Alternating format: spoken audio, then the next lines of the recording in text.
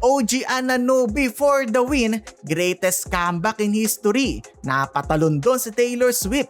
May naaresto na sa sobrang tuwa sa pagkapanalo ng New York Knicks. Yun lang, may nambato na kay Wemby. Grabe to mga idol, makapigil nga lalo na sa crunch time kung saan hinabol talaga ng Knicks ang 29-point lead ng San Antonio Spurs. Nagsimula yan na mag-init etong si Jalen Brunson mga idol, scoring 8 points in the 4th period at may mga crucial baskets sa crunch time. Ayon sa mga commentator, grabe umuuga daw ang Madison Square Garden nung nakakahabol na ang Knicks. 20-4 run ang ginawa ng New York at dahil dyan napatalon-talon na etong si Taylor Swift sa nangyari. Nilamig naman ang shooting ng San Antonio. Though meron din crucial mistake etong si Josh Hart, hindi niya naipasok ang point blank layup for the lead na sana yon. Pero nakabawi naman siya sa depensa kay Castle. Final seconds nakuha na Spurs ang kalamangan sa 2 big free throws ni Stephon Castle pero after nyan, eto na ang nangyari mga idol. 5.7 seconds remaining, Brunson with a long 3 laban sa outstretched arm ni Wemby. Hindi pumasok pero OG Anunoby with the biggest putback in history to win the game.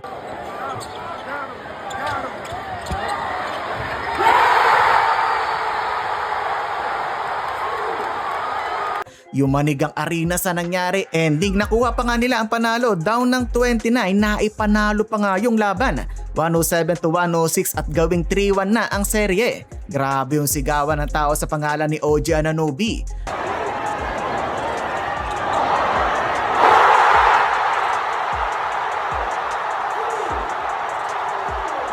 Literal na naging hero ngayong game. Nagtatatalon na si Taylor Swift mga idol, yung iba natulala na lang sa nangyari, hindi makapaniwala sa ginawa ng Knicks.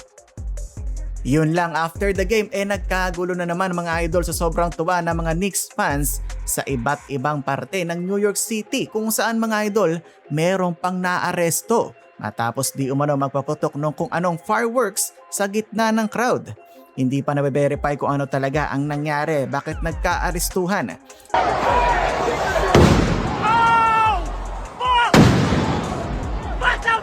May isang sasakyan naman ang nadamay sa sobrang saya ng mga Knicks fans. At tulad ng nakaraan, may nag-akyata na naman kung saan-saan para mag-celebrate ng comeback win sa game number 4. Pero hindi maganda ang na-experience sa San Antonio Spurs team pabalik sa kanilang hotel dahil hindi lang pang bubu ang kanilang natanggap, may nambato pa ng kung ano kay Wembanyama.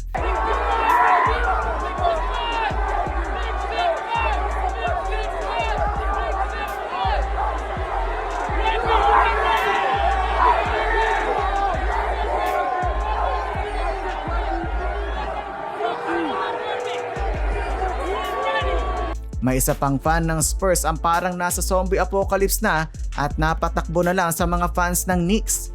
Ang tanong dyan mga idol, paano na lang kaya pang nag-champion pa ang New York Knicks ngayong NBA Finals?